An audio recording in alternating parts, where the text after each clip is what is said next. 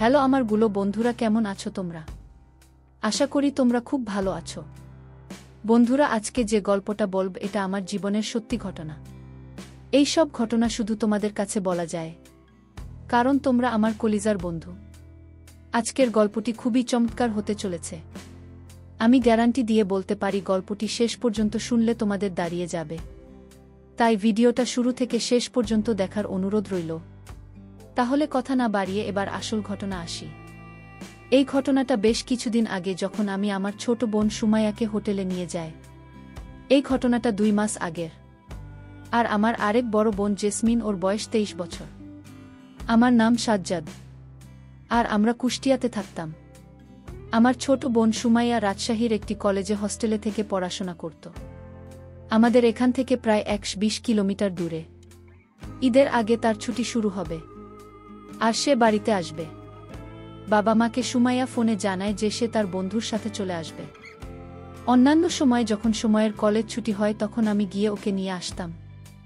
যেদিন সময় আসার কথা ছিল সেদিন আমি ঘরেই ছিলাম আর তার আসার অপেক্ষায় ছিলাম। তখনই সময় আর কল আসে আর বলে সে আসতে পারবে না, কারণ তার বন্ধু এক আত্মীয়র বাসায় চলে যায়। এই কারণে আমাকে যেতেই হবে তাকে নিয়ে আসার জন্য। তখন প্রায় 3টা বাজে আর আমাদের বাড়ি থেকে তার হোস্টেলের দূরত্ব 120 কিলোমিটারেরও বেশি। আর 5টার পর গাড়িও পাওয়া যায় না। যদি আমি এখন গাড়িতে যাই তাহলে তার ওখানে যেতে যেতে রাত হয়ে যেত। একে তো নিরিবিলি এলাকা, তার উপর রাস্তা ভালো না। তাই আমি মাকে বললাম যে আমি আমাদের গাড়িটা নিয়ে যাই। মা অনুমতি দিয়ে দেয়। আমি আর দেরি না করে গাড়ি নিয়ে বের হয়ে যাই। 4 ঘন্টার মতো লেগে যায় তার ওখানে পৌঁছতে। আর তখন ঘড়িতে প্রায় 7টা বাজে। আমি যখন সেখানে পৌঁছি তখন দেখলাম আমার আদরের বোনটা হস্টেলের বাইরে দাঁড়িয়ে আমার জন্য অপেক্ষা করছে। ঈদের ছুটিতে কলেজ বন্ধ হওয়ার কারণে হস্টেলের সব মেয়েরা বাড়িতে চলে গিয়েছিল। যখন আমি পৌঁছলাম তখন বোন দৌড়ে এসে আমাকে জড়িয়ে ধরে বলল, ভাইয়া, আমি মনে করেছিলাম তুমি আসবে না। আমি বললাম, আমি তো আরও আগে আসতে চেয়েছিলাম, কিন্তু তুমি তো নিষেধ করে বললে যে তুমি তোমার এক বন্ধুর সাথে আসবে। তার পূর্বসূরি বলল, আর আমি আমার ছোট বোনকে আদর করি। যখন বোন আমাকে ধরে তখন তারা আমার সাথে লেপ্টে যায়। আমি অনুভব করি যে আমার বোনটা বড় হয়ে গেছে আর তাকে বিয়ে দেওয়ার সময় হয়ে গেছে। তখন আমার বোনকে নিয়ে আগের অনেক কিছু মাথায় আসছিল। আমি তাড়াতাড়ি তার ব্যাগ নিয়ে গাড়িতে রাখি আর হস্টেল সুপারের কাছ থেকে অনুমতি নিয়ে আমরা বাড়ির দিকে রওনা দিই। বনি দিন স্কার্ট আর হাফ হাতা টপ করে, যার ফলে তাকে খুব সুন্দর লাগছিল। বোনকে দেখে আমার মতো যে কোনো ছেলের মাথা খারাপ হবে। যখন আমরা 25 থেকে 30 কিলোমিটার অতিক্রম করি তখন দেখি রাস্তায় প্রচুর ভিড়। আমি গাড়ি পার্ক করে নেমে জিজ্ঞেস করলাম, কি হয়েছে এখানে? তখন তারা বলল, ব্রিজ ভেঙে গেছে, গাড়ি ওপারে যেতে পারবে না। বুঝতে পারলাম আজ আর বাড়ি যাওয়া হবে বলে মনে হয় না। কথা আমি গিয়ে বোনকে জানান। আমার বাড়িতে মা বাবাকে ফোন করে কথা জানালাম। তারা বলল, ঠিক আছে, অনেক রাত হয়ে গেছে, আজ আর আসার দরকার নাই। ওখানে আশেপাশে এখন হোটেল পাব কিনা? আমি ঠিক আছে বলে ফোনটা রেখে দিলাম। তারপর গাড়িটা ঘুরিয়ে শহরের দিকে আবার ছুটলাম হোটেলের খোঁজে।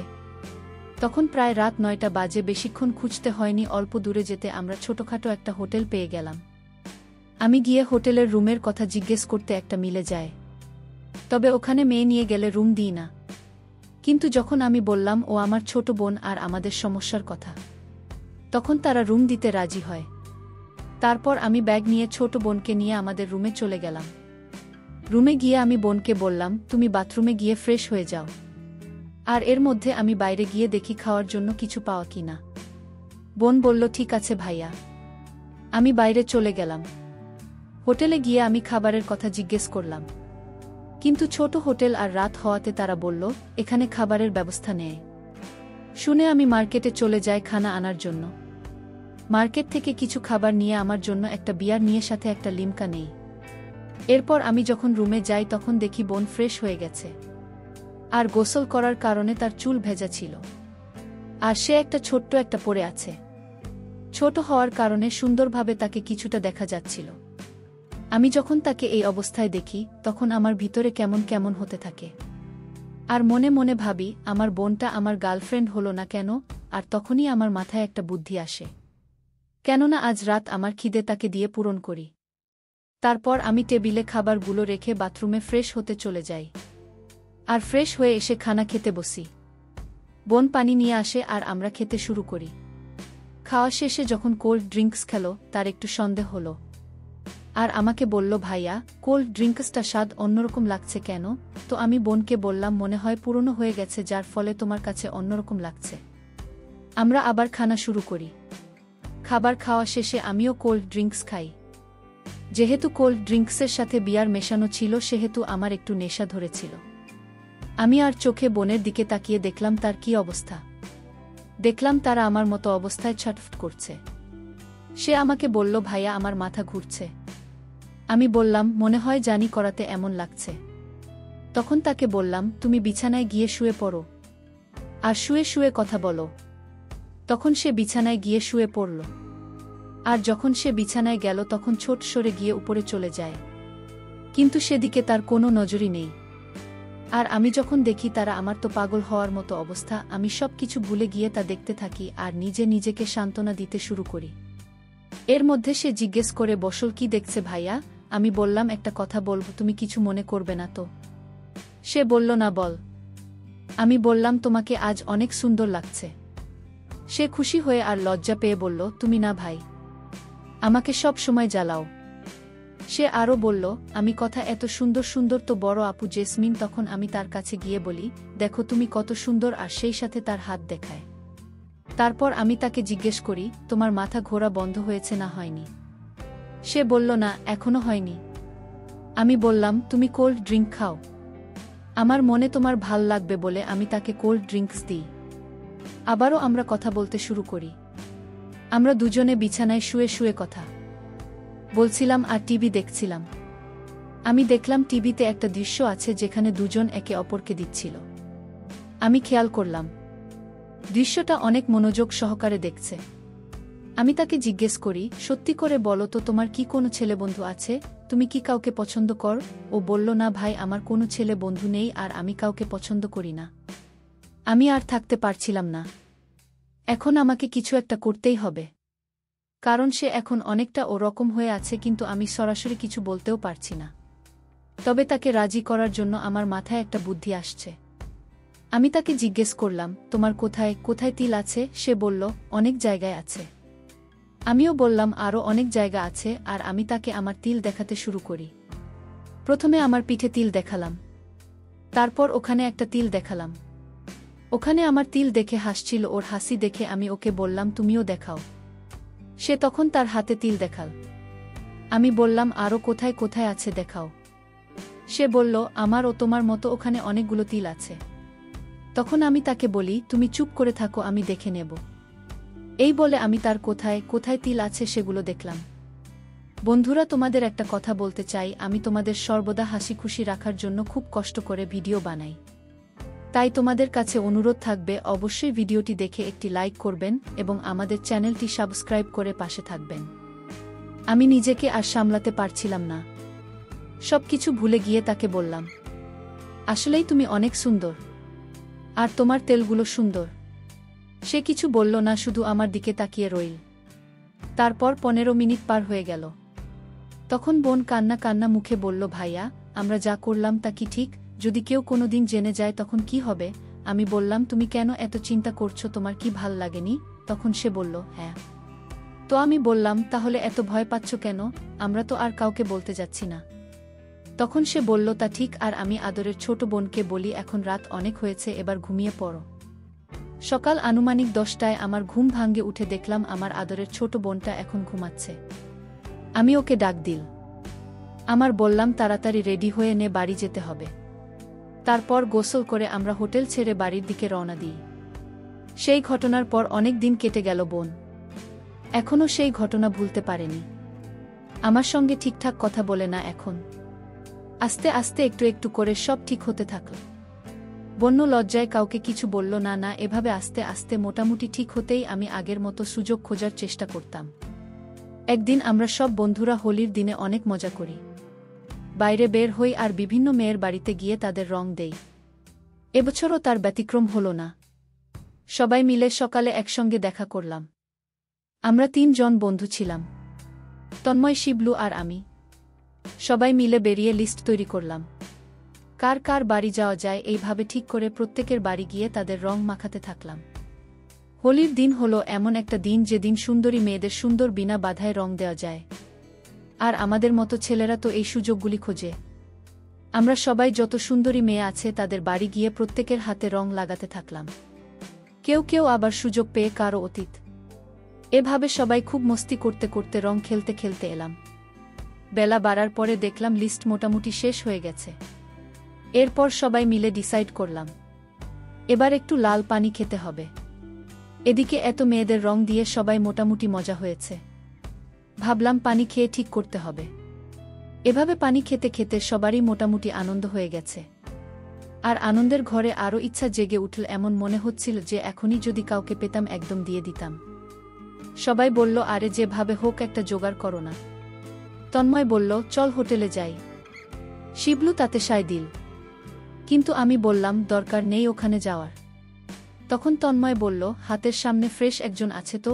তন্ময়ের কথা শুনে শিবলু লাফিয়ে উঠে বলল, কেবল না কেবল না। আমি কিছুটা বুঝতে পারলাম তন্ময় কার কথা বলছে। তন্ময় আর শিবলু ওরা নিজেদের মধ্যে আলোচনা করে নিল। আমি এবার পরিষ্কার বুঝতে পারলাম ওরা কার কথা বলছে। ওরা সবাই আমার ছোট বোনকে যা করেছে তারপর ওদের কাছে আর কিছু বাকি থাকতে পারে না।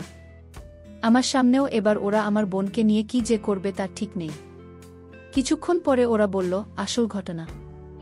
সবাই মিলে ঠিক হলো ওরা আমার বোনকে রং মাখাতে যাবে। রং মাখিয়ে সেখানে সবাই মিলে। আমি ওদের অনুরোধ করে বললাম, প্লিজ এরকম করিস না, বাড়িতে মা আছে। শিবু বলল, ঠিক আছে, আমরা ওকে ছাদে নিয়ে চলে যাব। তোর মা তো রান্নাঘরে থাকবে। অনেক করে বারণ করার চেষ্টা করলাম, কিন্তু ওরা সবাই আমার কথা কানে নিলে তো। এমনি সবাই মজা আছে, তার উপর এরকম চান্স কেউ মিস করে। এরকম দিন আর কেউ পাবে না। আমারও মনের মধ্যে একটা আশা জেগে উঠল, কারণ সেই হস্টেল থেকে ঘুরে আসার পর আরও সুযোগ হয়নি। আমিও আশা জেগে উঠলাম আর ওদের কথায় সায় দিলাম। ঠিকঠাক করে সবাই মিলে চললাম আমার বাড়ির দিকে। আমরা তিনজনেই প্রচণ্ড হয়েছিলাম। আজ যেভাবে হোক বোনকে আবার হবে। দূর থেকে আমাদের দেখতে পেয়ে বোন বুঝতে পারলে রাওকে রং মাখাতে এসেছি। সে একবারও সন্দেহ করেনি এরা ওকে নিয়ে কি করতে চলেছে। সে ছুটে গিয়ে দরজা লক করে ঘরের ভিতরে ঢুকে গেল। আমরা গিয়ে বাইরে থেকে আস্তে আস্তে বোঝাতে লাগলাম, সময় বেরিয়ে আয়, একটুখানি রং দিয়ে চলে যাব। সুমাইয়া কিছুতেই দরজা খুলল না। অবশেষে তন্ময় মাকে বলল, কাকি দেখুন না, সুমাইয়া দরজা খুলছে না। আপনি একটু বলুন না, একটুখানি রং দিব আমরা। আজকের দিনে একটু রং দিলে কি হবে। তখন মা রান্নাঘর থেকে এসে বোনকে বলল বেরিয়ে আসতে, একটু রং মেখে নিতে। একটু বকেও দিল সুমাইয়াকে। সুমাইয়া বলল, আচ্ছা ঠিক আছে, খুঁজছি, কিন্তু একটুখানি রং দেবে। আমরা বললাম, আর একটু দিয়ে চলে যাব। মা চলে গেল রান্নাঘরে। এদিকে বোন আস্তে আস্তে দরজাটা খুলল। আমরা তিনজন সঙ্গে সঙ্গে হুডমুডিয়ে ঢুকে পড়লাম। ঢুকে বোনকে আক্রমণ করলাম। বোন বাড়িতে একটা 3/4 শার্ট আর টি-শার্ট পরেছিল। সবাই প্রথমে মুখে রং দিতে থাকল। এদিকে তন্ময় বোনকে পিছন থেকে ধরল। বাকিরা সবাই বোনের মুখে রং মাখাতে লাগল। বোন বারবার বলছিল, আর রং দিও না, এবার ছেড়ে দাও। এদিকে তন্ময় আর আমি দুজনে দুই নিয়ে পড়লাম। একদম তলা থেকে শুরু করে রং দিতে থাকলাম। আমি বললাম, এখানে নয়, ছাদে চলে, বাকিটা সেখানে হবে। বলে সবাই মিলে বোনকে চাগিয়ে নিলাম ছাদে যাওয়ার জন্য। বোন এবার বুঝতে পারলে এরা কি করতে চলেছে। সে চিৎকার করে মাকে ডাকতেই গেল। আমরা তার মুখ বন্ধ করে দিয়ে মাকে হাত দিয়ে বললাম, মা, আমরা একটু ছাদে যাচ্ছি, একটু পরে আসব। মা বলল, ঠিক আছে। আমরা সবাই মিলে দোতলার ছাদে উঠে গেলাম। সেখানে গিয়ে শুরু হলো আর এক দৃশ্য। ছাদের ট্যাঙ্কে জল ছিল। শিপলু এক বালতি জল নিয়ে এসে বোনের উপর ঢেলে দিল। সবচেয়ে বেশি উৎসাহ ছিল তন্ময়ের, কারণ ও আগে আমার বোনকে অনেকবার দেখেছি, কিন্তু এভাবে পাইনি কখনো। আজ ওরা সবাই আমার বোনকে আবার পেয়েছে। এত সহজে ছেড়ে দেবে না কেউ। সবাই মিলে আমার বোনকে রং দিতে লাগল। সবার ইচ্ছা পূরণ করতে প্রায় 1 ঘন্টা সময় পার হয়ে গেল। এরপর সবাই যে যার মতো চলে গেল, আর আমি বোনের কাছে সে আস্তে আস্তে বোনকে তুললাম। দেখলাম তার আর ওঠার মতো ক্ষমতা নেই। কোনো রকমে ছাদের জলের ট্যাঙ্ক থেকে জল নিয়ে এসে বোনকে গোসল করিয়ে দিল। আমার দেখলাম ওর বিভিন্ন রঙে রাঙা হয়ে গেছে। মাথার চুল থেকে পায়ের নখ পর্যন্ত রং দিয়েছে ওরা আমার বোনকে। এর কিছুদিন পর জেসমিনের মতো সময় আর বিয়ে হয়ে যায়। আর আমি খুবই একা হয়ে পড়ি। ভিডিওটি যদি তোমাদের ভালো লাগে তাহলে একটি লাইক দিন। আর তোমরা যদি এরকম মজার মজার ভিডিও পেতে চাও তাহলে দয়া করে আমার চ্যানেলটি সাবস্ক্রাইব করো। সবশেষে তোমাদের সুস্বাস্থ্য কামনা করি। আর ভিডিওটি দেখার জন্য তোমাদের সকলকে অসংখ্য ধন্যবাদ।